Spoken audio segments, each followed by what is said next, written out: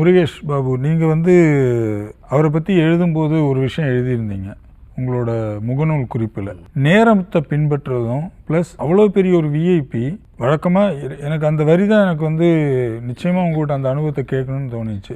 ஒரு ஆஃபீஸுக்கு போனோன்னே யாரை பார்க்க வந்திருக்கீங்கன்னு சொல்லி ஒருத்தங்க கேட்பாங்க. அது ரொம்ப தர்ம சங்கடமான, அந்த விருந்தினருக்கு ஒரு தர்ம சங்கடமான இதாக இருக்கும். ஏற்கனவே கேட்டோம், எத்தனை பேர்த்த சொல்லிட்டு போகணும்னு இருக்கும். அந்த அனுபவத்தை கொஞ்சம் சொல்லுங்களேன். நான் ஆனந்த விகடனில் ஒர்க் பண்ணிகிட்டு இருந்த டைமில் எனக்கு வந்து ஏபிஎம்லேருந்து ஒருத்தர் ஃபோன் பண்ணுறார். ஃபோன் பண்ணி, சரவணன் சார் உங்களோட பேசணும்னு சொன்னாங்க, உங்களுக்கு என்ன டைம் வசதிப்படும்னு கேட்டாங்க. உங்கள் நேரத்தை அப்படின் போதே எனக்கு ரொம்ப அதிர்ச்சியாக இருந்தது. ஏன்னா ஒரு வாங்க சாரை பார்க்க வாங்கன்னு கூப்பிட்டாலும் கூட நம்ம போதான் போகிறோம். அவர் ஒரு பெரிய ப்ரொடியூசர், நம்ம ஒரு ரிப்போர்ட்டராக இருக்கிறோம், ஒரு நியூஸ்க்காக போகிறோம் அப்படின்னு கேட்டவுடனே எனக்கு எந்த டைம்னாலும் ஓகே தான் சார். அப்போ காலையில் 10 மணிக்கு உங்களுக்கு சார் கூப்பிடுவாங்க அப்படின்னா கரெக்டாக 10 மணிக்கு அவர் பேசி நம்ம சந்திக்கணும் அப்படின்னாரு. ஓகே அப்படின்னு சொல்லிட்டு ஒரு டைம் ஃபிக்ஸ் பண்ணிவிட்டு நான் எப்பயுமே வந்து கொஞ்சம் முன்னாடியே கிளம்பி போகிறது என்னோடய பழக்கம். போய் வண்டியை நிறுத்திட்டு நான் ரிசப்ஷனுக்குள்ளே நுழையிறேன். நுழைஞ்சோடனே ரிசப்ஷனில் இருக்கிறவங்க கேட்குறாங்க, சார் நீங்கள் முருகேஷ் பாபுவா அப்படின்னு. சார் உங்களுக்காக வெயிட் பண்ணுறாங்க, ஒரு 5 நிமிஷம் உட்காருங்க, காஃபியா டீயா, தண்ணி கொண்டு வந்து கொடுத்தாங்க, காஃபியா டீயா. எனக்கு ரொம்ப ஆச்சரியமாக இருந்தது. நம்ம போய் ஒரு சினிமா ஆஃபீஸில் உட்காந்துருப்போம், யாருன்னே கேட்க மாட்டாங்க, எதுக்கு வந்திருக்கீங்கன்னு கேட்க மாட்டாங்க, நம்மளாக போய் பேசணும். இதெல்லாம் மத்தியில் இப்படி ஒரு ரிசப்ஷனுங்கிறதே ரொம்ப ஆச்சரியமாக இருந்து. கரெக்டாக 9:55க்கு எஸ்பி முத்துராமன் சார் வர்றார்.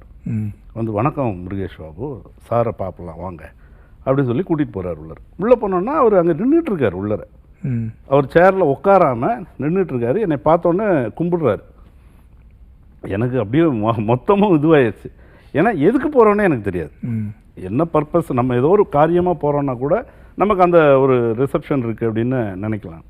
போய் உட்கார்ந்ததுக்கப்புறம் காஃபி வருது. ஏன்னா காஃபி வெளியே நான் காஃபி சொல்லியிருந்தேன். காஃபி வந்தோடனே அவர் உலகத்தோட தலை சிறந்த காஃபி எது அப்படின்னு பேச ஆரம்பிக்கிறார். பேச ஆரம்பித்து காஃபி பற்றியே ஒரு 10 நிமிஷம் பேசுகிறார். அங்கே அந்த காஃபி நல்லாயிருக்கும், இங்கே இது நல்லாயிருக்கும், நான் எப்போ இந்த ஊருக்கு போனாலும் காஃபி சாப்பிடுவேன், நம்ம ஆஃபீஸில் இருக்கிறது இங்கேருந்து வரவழைச்ச காஃபி தான் அப்படின்னு சொல்லி அதெல்லாம் நமக்கு தேவையில்லை. என்னன்னா ஒரு ஈஸ் அவுட் பண்ணுறது, அந்த ஐஸ் பிரேக்கிங் ஒரு பெரிய ஆஃபீஸ், அந்த அறைக்குள்ளே நம்ம போவோம்.